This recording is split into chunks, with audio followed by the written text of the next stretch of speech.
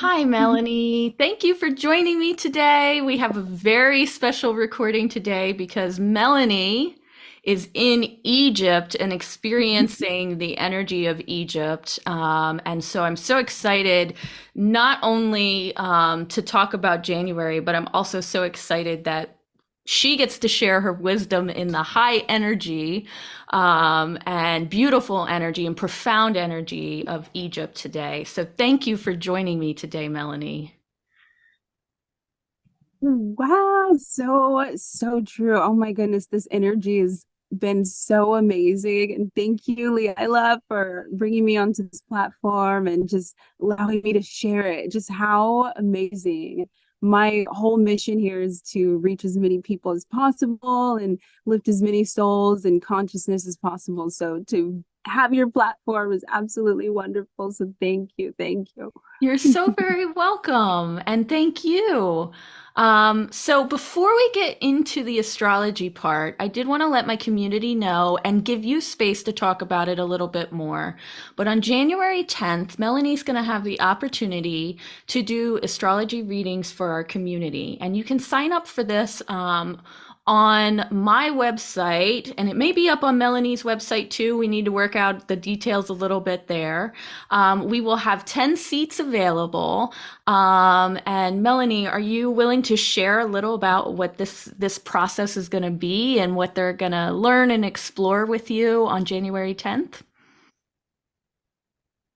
Yes, I would love to. So this is an amazing opportunity to just get some one-on-one time with someone who can really hone in on the important details of your chart. So what you would want to do is just come with a question. Say you've seen my forecast or the forecast for the months, and you're just like, well, what does this mean for me? And you don't want to do the super deep research that it takes to just read your chart and everything. Come with a question, and within the time allotted, we'll get the answer from the chart. So questions could be like, how does the next month look for me in terms of energy? You could say, if you are about to say ask for a promotion, maybe, is this a good time to ask for a promotion, or should I? Well, not really super deep questions, but something that we can determine energetically, Okay. because I can't really tell your future in that way. Right. But a really, really major one that we're going to bring emphasis on is the Pluto placement. So if you know your Pluto placement and you are just setting yourself up for this new shift that we're going to talk about, the Pluto and Aquarius, that would be a really good question to ask in Okay. January. And the other beautiful thing, and correct me if I'm wrong, but the other beautiful thing about this setup and your night of readings is that we're also going to be able to learn from each other as you work through people's Yeah. charts. Yeah. Exactly. This is a huge way that I learn too, is watching other people's readings. And I'm like, oh, they have their sun in the seventh house too. So that must be this. And so you get bits of information from every person's reading, and it's really fun. Awesome. So I'm very excited. And thank you so much for being willing to do this for the community. And I hope that we see some of you there. And I'm looking forward. I'm excited for this. Yes, I'm so excited.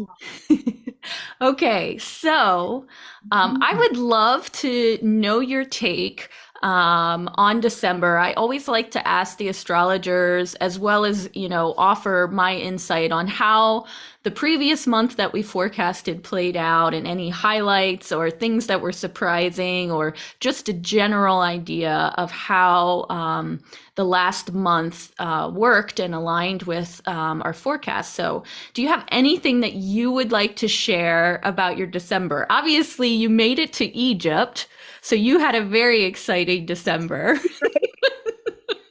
Very exciting.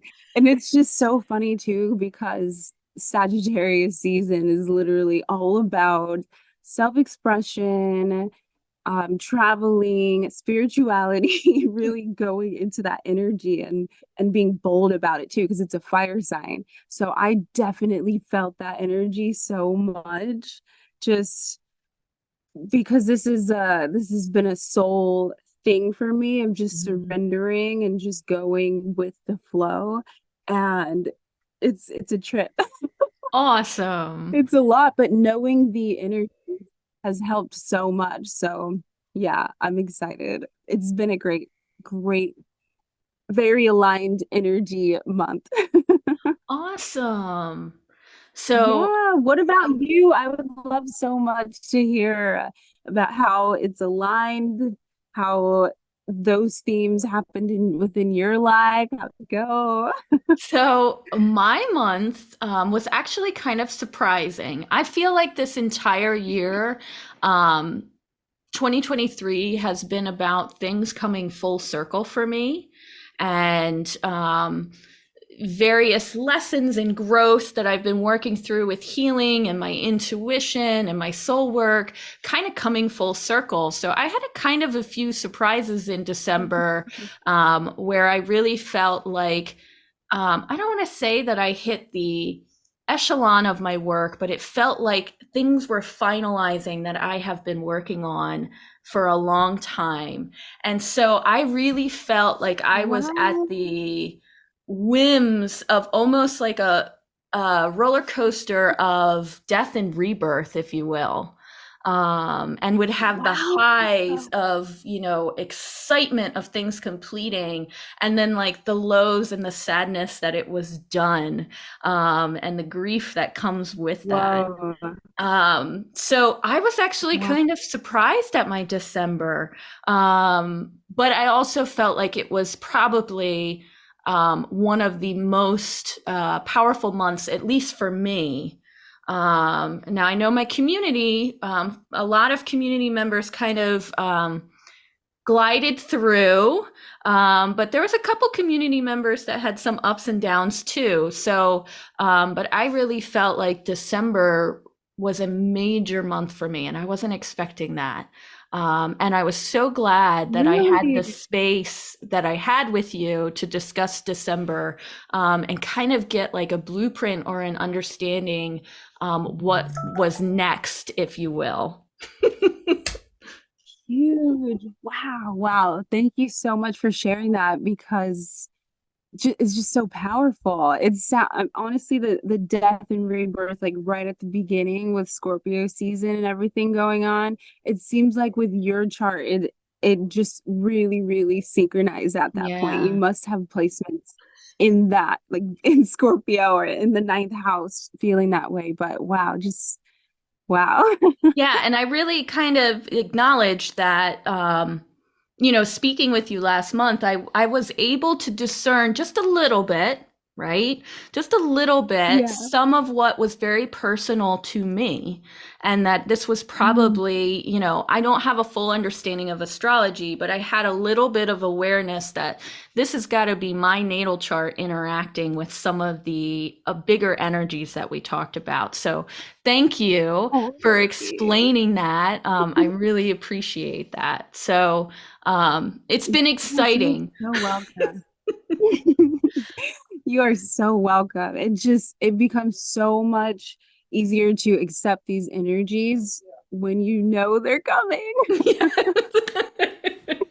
I agree. I agree. You can flow with it a little bit easier and more gracefully Literally. when you know Yes, something's coming. right. All right. So I did have a question for you. Yes. This actually came from a mother in the community. Our new moon in January is on 11th, our full moon is on the 25th. And one of the questions that this mother had in the community was so much of the emphasis of our spiritual work. And I don't want to say all communities are like this, but in my community, we are really focused on our heart energy, our emotions.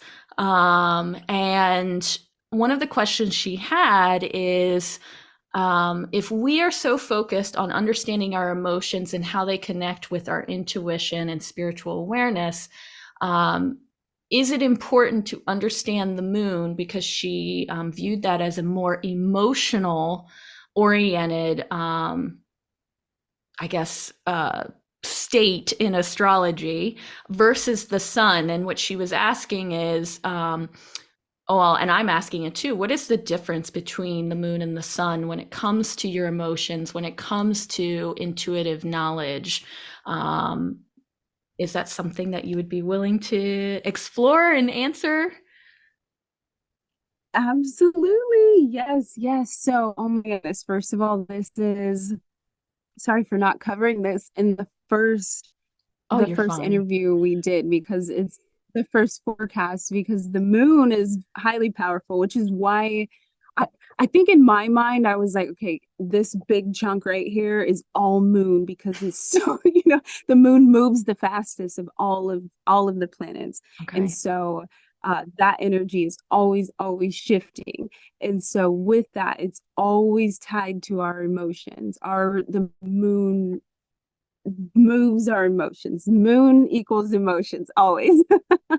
So when you're feeling that, um, just any kind of, say, the Virgo moon or which is the pragmatic, perfectionist, the grounding energy, or the Scorpio, which is like death and rebirth. You're getting repressed memories come up and those kind of things. Then that's when you can really just pinpoint the energy. And I know there was kind of the duality of the sun and the moon. So the sun is the personality, is kind Mm. of like the ground blueprint of your type of energy, essentially. And even that is based on what sign it is, because some people have their sun sign in the first house, which is the personal house, like this is who I am, and others have their sun in a different house, which is different energy. Like my sun sign is in the seventh house, which my personality is very much about people and love and things of that nature. So it gets so there's so many variables, but to simplify, yes, moon, emotions, and the moon changes every 3 days. And so one moment you're here in this energy, next moment you're in this energy. And so it's important to track the moon, yes. Okay. And well, thank you for explaining that because I had no idea. I even had no Oh, idea that the sun was connected to personality. So that's good information for oh, me. Yeah, I really appreciate okay. that. And the other thing that I find just interesting is I have a blog that goes out every week. And this week, what I was talking about is how much emotions fluctuate and they're temporary, they're constantly moving. And so hearing you talk about the Yeah. moon is right on point with kind of like where my focus has been this week. That brings understanding to me. Hopefully, that helps the mother out too. And thank you so much for Yes. clarifying that. So let's get to the good stuff now. Let's talk about January. I know you are super excited to talk about January. You're pumped for this month. Even your notes, you said you were really excited for this month. So do you want to give Yes. a quick, brief overview of January, and then we can focus on a few dates that you and I picked out that we thought might be significant? Yes. Okay, yes, I'm super excited for January. Let's yeah, sorry, Oh, you're fine. these mosquitoes. Yes, yes. Okay, so January super because I was gonna get into Pluto and Capricorn or the Pluto transit because it's Yeah. really, really important. But I'll start from the beginning. So we are beginning the new year with amazing energy that's going to truly set us up in a great energetic way of getting our goals step. And so one thing I want to kind of emphasize is that New Year's is about, there's always like this reset that happens of, oh, let's make goals, let's do this. And yes, it is an amazing time. Just while we finish up December, try not to get into the mindset of, oh, I'm finishing. Like we're not finishing. It's just a next day. We're continuing everything that we have powered through this whole year. And January is where it activates. So Okay. keep that open. So it's like the next step. So yes, Yeah. yes, it's Okay. not necessarily a death and rebirth because remember, our new year is in March. The energy continues to flow. We still have months left in the astrological new year. This is just a calendar new year. Yeah. And when you So mentioned that last month, that really stuck with me, and I actually have a reel. It's not out yet because we're not at the end of the month, but I do have a reel that is posted and scheduled for Instagram all about that because that just blew my mind. I had no idea that astrologically that was yes. not the Oh, start of the year. So I love that little tidbit. yes, Okay, that's so exciting. yes. And Um, also, I mean, remembering like Aries energy is just super fiery energy. Aries is the very first house in, or the first sign in the zodiac in the whole thing. And so that's the new year, fire energy. Aquarius, though, what we're getting into now in January is about self-expression. It is about dealing with the integration into community, and it's also about rebelling against structures that are not for the community. Like this is a very righteous sign to be in. And with that, so when you think about, say, your family matters and personal things, this is where, like, Aquarius, they're not quiet about the things that matter. You're going to be speaking up. And so yeah, that's just going to be super powerful energy. And let's see what else is important. Yes, so with that we also have the Mercury. That's, I'm just going to zip through the signs. yeah, go for um it. where Okay. We're gonna have Mercury in Sagittarius, which is our communication. So we're in that now. We're still in that fiery energy of, hey, this is what I have to say. It's self-expression. So we have Sagittarius season into Aquarius, and this is all about self-love and self-power. So if there is anything within you that's kind of still repressed, or kind of some still lack in self-expression, essentially this energy is supporting you, and use it very wisely and well.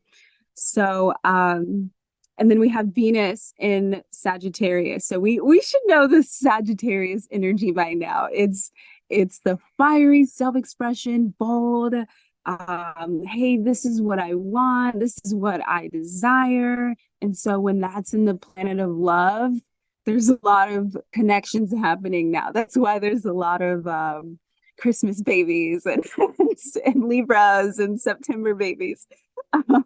It's just that grounded energy of, this is it. And then Venus goes into Capricorn on the 21st, which is just that grounded to the point energy. So that's going to be something to note. Jupiter and Taurus we have. So we're going to shift now into the longer, like the planets that are just slower, they move slower, and so they don't switch as easily as the Venus, Mercury, the moon, and the sun. So these are pretty much the same as last month, except for Pluto and Aquarius. So um we do, so Jupiter is going direct, which means we are grounded now in Taurus, of what we are here for: security, stability, Hmm. grounding, and providing for ourselves. Jupiter is the planet of expansion. And then Saturn is about kind of just cycles. Oh my gosh, where are you learning lessons? That's why it's so important to know what house Saturn is in your chart right now. Oh my goodness, it's so important, especially the water sign like Pisces. There's going to be a lot of um just restrictions essentially around that theme. So look up what house your Saturn is in. And then we have the Uranus and Taurus. And that's again another, it's just very spiritual. You're wherever this is right now, it's a very, very spiritual integration and the time of how you interact with the world around you, which is going to just set us up for that Pluto and Aquarius with Neptune and Pisces. Again, this watery energy.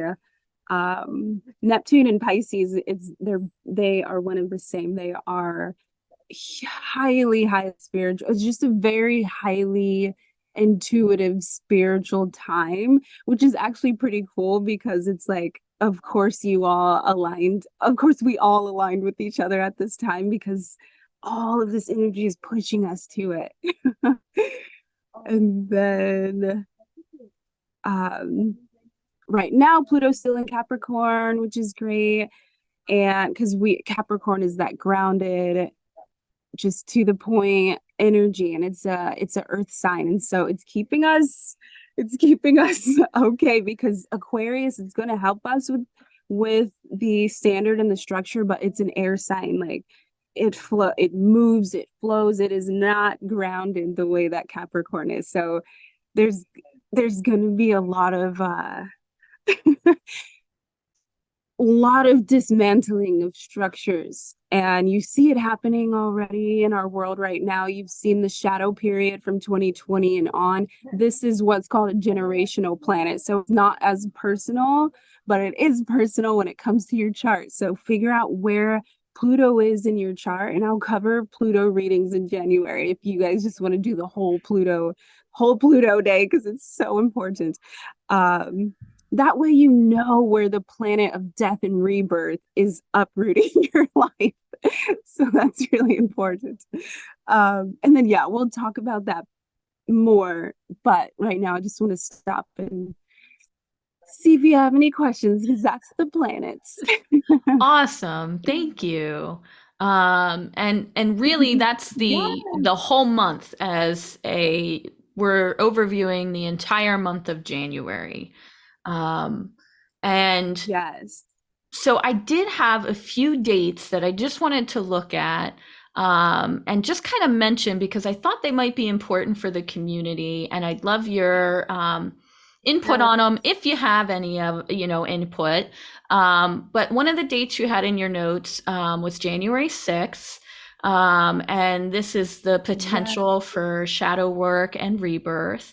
As you mentioned, the planets, which also I want to say, like some of these themes we've had throughout 2023, and that would be your slower planets, like you mentioned. And that's kind of eye-opening. So Right. this shadow work, Yeah. we have kind of in our community associated that with the healing of the feminine energy. And I always like to mention that because Yeah. for some in our community, these are points where they have major intuitive dreaming, intuitive insights. They do deeper soul work, usually in these windows. And we had a point last month, and we've had different points of this showing up. So I do want to mention January 6th because this is a point where we might see in the community some more intense healing work evolving. Is there anything you would like to add about January 6th? Yes. So January 6th, and really anytime there's a moon in Scorpio, is a powerful time to definitely sit down and do the shadow work. And that Mm. really means to kind of be able to observe your thoughts and get it down what it is that is coming up. Because what the moon does, and also depending on where it is in your chart, but what it does is you're gonna just, you might find yourself getting memories from literally childhood, or literally just a time you're like, I forgot, or I'm over that, I'm through that, but they bring it back up for you to work on, because that it just brings awareness to it. Not necessarily to switch or change or anything, but just to bring awareness to it. And the Scorpio moon just really, really supports that.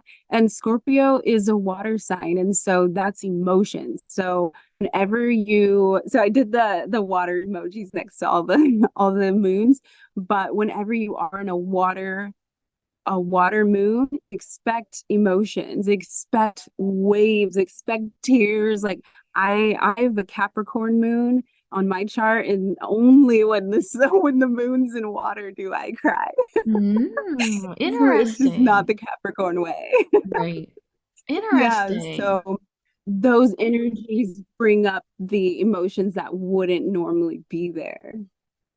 And as you share more and more, and you put the emphasis on the natal charts, the thought that comes to me is as we've been working together as a group and finding our way through these themes of energies and subtle energies, which you usually have in alignment astrologically, it is really interesting to see which individuals get hit really hard with certain energies and have to really kind of buckle down on their self-care, and which individuals kind of glide through it and can Right. offer support, and vice versa.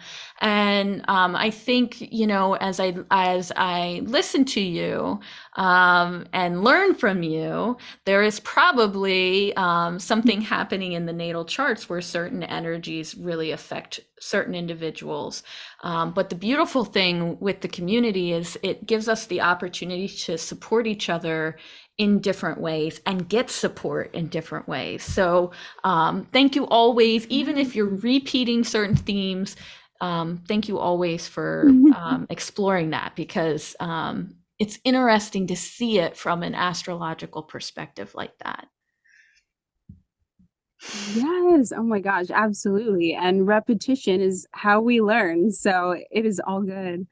It's going to Um, be, I just got a really good idea to kind of keep a moon journal for the month of January and notate how you feel in each moon. That way for the rest of the year, you're like, oh, Aries moon, I'm kind of like this or this and this. It does change because the houses change as it goes, but at least you have an idea.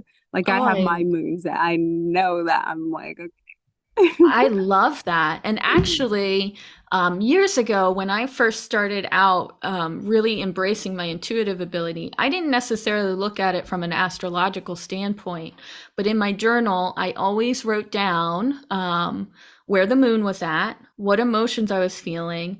And what I was trying to do was find a correlation between my emotions, the moon, and my dreams, because I dream so frequently. And I was trying to figure out if there were patterns wow. to what when I was dreaming certain things with the moon and my emotions. That was like years and years ago.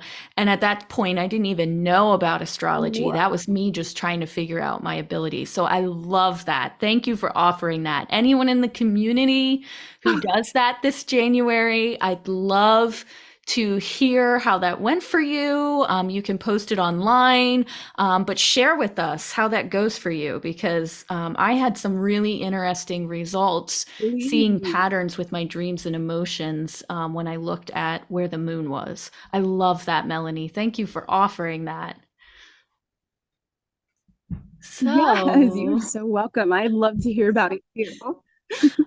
so we don't have to spend a lot of time on this because I know what you really want to talk about is the 21st. But just really quickly, you had a note on January 12th about community integration. And I got to say something about Mm, that because I'm all about community. And I love seeing yeah. notes like that. And is there anything you would like to add to that? Anything you would like to add in terms of what that looks like astrologically? Yes, yes. So this actually is perfect because it ties in directly with the shift that happens on January 21st, which is the Age of Aquarius. Yes. And so the moon goes into Aquarius. So I talked a little bit about this, about how it's an air sign and it flows, and how it's about revolution and rebelling from structures, and how community integration is going to be so powerful when it comes to the individual who has taken the time to find their intuitive abilities, to ground themselves with what place they are in the community. So throughout these couple years, like during the shadow period, people have been reaching out to community. And you know what? I'm like thinking about the lockdown and how that was even like some kind of like springboard to like cast people out into other people, because I we really totally did agree. learn. Yep. Yes, we really did learn that we need people, we Yep. need our community. Yep. And that is the Aquarius energy that's like, this is it. I'm not, it's not for me anymore. It's for everybody. It's for Mhm. all of us. So when we go into the Pluto and Aquarius on the 21st, we're going to feel that shift as a collective, like as all of us, like underneath us, it's all going to rise, and it's going to be there for 20 years. Like this is huge. So it's huge. So yeah, just think of that energy and then put it into society essentially. It's gonna, I speak of it in a very, very excited way, but it's going to be very tough. Mm. It's a very tough revolutionary time. There's very many wars. Many countries next year have a voting year, and whenever there's voting years, there's just havoc. It's absolutely wild. And so just knowing that is going to be very important. And rather than kind of instilling the fear and being like, oh, it's just death and rebirth for so long, that's life in general. But it's important to just find where you stand, like find where you can be a voice, find where you can be in the community, find what your role is, because if you're thinking of the whole world, if you're thinking of Palestine and the Congo and all of this, and every place that's just really, really, really just kind of uprising, the divine feminine that's really uprising, which I meant to mention, um, is just look at these places where this stuff is happening. This is where the women are suppressed. This is where the feminine are being told that we don't have a voice. And that's not the correct nature way. That's not the alignment of nature. And so essentially the energies that be are, they're not, it's not, they're not it's just not okay. So Pluto's coming through and just ripping it all out. And what we need is people to be strong and just stand in where they can stand. Even Leila, like you running your community, that's you doing your part. If you're called to go and stand in the front lines and hold the signs and like do everything, then of course do it. But it's really all about just finding your place in the revolution, because it's happening. Like this is, it's been predicted for just so many years and it's here. That's why I'm so excited, because on the other side we get the divine feminine, we get the divine masculine, and we get the balance that we've been fighting for all these years. And it may take the whole 20-year transit, but we're here in it now. So find where you can help your Well, community. and I think that is so important. That's such an important message. And it is something, so often when you are exploring healing, soul work, intuitive ability, sometimes the messages can be so intense and hefty. There's been a lot of kids and young adults who have been getting messages that are more world oriented, that are focused on the turmoil that's coming up. And something that I always try to send home, and I love that you kind of have a similar message here, is you've got to find your authentic role within that. and figure out what to do Yeah. with that information that is authentic to you, both physically and spiritually. So I love that you have a similar message and that you really sent that home as you talked about the 21st, because I think that's what it comes down to, right? That's how we keep centered in a revolution, evolution that we're experiencing. So then 21st is a big deal. I didn't realize it was that big of a deal. And it's right in line Oh, yeah. with topics and conversations that we've been having with intuitive families and intuitive information coming in. It's right there with everything we've been discussing for the last year of Mm, what's ahead. So that's incredibly validating. So yeah. awesome. Thank you. Okay. So is there anything Yes, you are. else? You're good. Is Yes. there anything else you want to share about the 21st before I bring up the 23rd? Just because I know the 21st is like the high point. Cute. Yeah, right. I really honestly I think that I got the community out there as long as we're on the ground of this is for everybody now. Right. Anything that is selfish is gone. Anything that is of from dictatorship gone. Like there's just going to be zero tolerance for anything that is not for everyone. And you're going to Mm. feel that energetically. Like you might find yourself standing up for someone at a store or at a restaurant. Like it's just different. It changes you. So buckle up. I love it. Okay. So I'd like to finish with January 23rd. And the only reason why I felt like this was an important date is because, based on your notes, I felt like this might be a really good window for all of us, but especially our kiddos and young adults and our families, to focus on some self-care and, as you wrote in your notes, some nurturing energy. Can you share a little bit more So, about the 23rd? yes. So this is the moon in Cancer on the 23rd. And so this anytime the moon is in Cancer, like I was talking about the water signs earlier and how their emotions, Cancer is just that deep nurturing, loving emotion, just the care. And you might feel, depending on where you are in your life and where it is in your chart, you're going to feel emotions towards that. So if you are, say, the moon's in your second house, which is the house of money, which Capricorn moon is the first thing, first house I think of. But you're gonna just feel emotional about money. You might be like, oh my goodness, this is not where I want to be, that kind of thing. And then kind of just bring it around and you're like, look, the moon's in Cancer. It's okay. We are exactly where we need to be.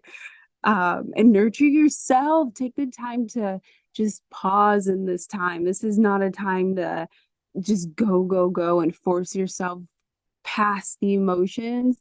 Whenever there's a water moon, stop and pause and write down.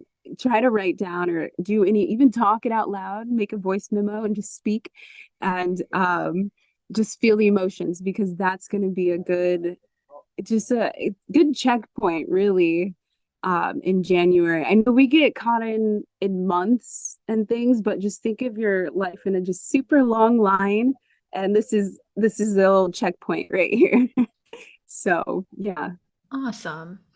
And something that we talk about a lot is being able to be present with our emotions and even use them to move us forward. And that comes through understanding and acceptance of them. So that's right in line with what you're discussing and bringing up for January 23rd. And this is a perfect window to be in that space and give yourself the love to be in that space so that you can roll through it, not push through it, but ride the wave of it and be present with it and accept it. Right. Yeah. Awesome. Exactly. I love that. Yes, ride the wave. All right. Well, thank you so much, Melanie. Is there anything you want to add about January before I let you go to the beautiful energy of Egypt and the beautiful sun? Ah, Is there right. anything else you would like to add Thank about you. January? I will just say it's more of a just preemptive. Let's see, we have a week and a half until January. Yes, take time and relax and be, but just remember this isn't an ending. It's not the end. So keep pushing towards your goals, keep doing the work. This is not a I mean, it's hard to say because some people do only get this time off of work, but whatever you can do, just do that. Do your self work and list the stuff that you need because it can't be a complete break off because January has some powerful energy to activate what you do in the next week and a half. So keep it up. Awesome. Thank you, Melanie. Thank you so much for joining us, especially when Yes. you're on the adventure of a lifetime over there. Please, everyone, look forward to Melanie's readings on January 10th. I look forward to next month's forecast with you, Melanie. And hopefully, you'll have a story or two to share about your Egyptian adventures. And please visit Yeah. Melanie's website for more information or my website. And don't hesitate to ask questions or leave comments below the video or on our Instagrams. Where I think by this point we've put Yes. together, we're both community oriented and both really about trying to ensure people have the resources and the education and the support to follow their journeys and keep the energy moving and ascending. Thank you so much, Melanie. Exactly. And thank you so much again for this community, this wonderful just opportunity to help people with their energies. I know it's a lot out there, but it's directly in line with what I'm here to help with and what I'm here to do. So I'm grateful for every single one of you. And also I'm here, so if you have any questions and you are just so confused, I am here. Visit my website, go to my Instagram, all the things. Don't be shy, just community. Age of Aquarius, we got this. There you go. Thank you.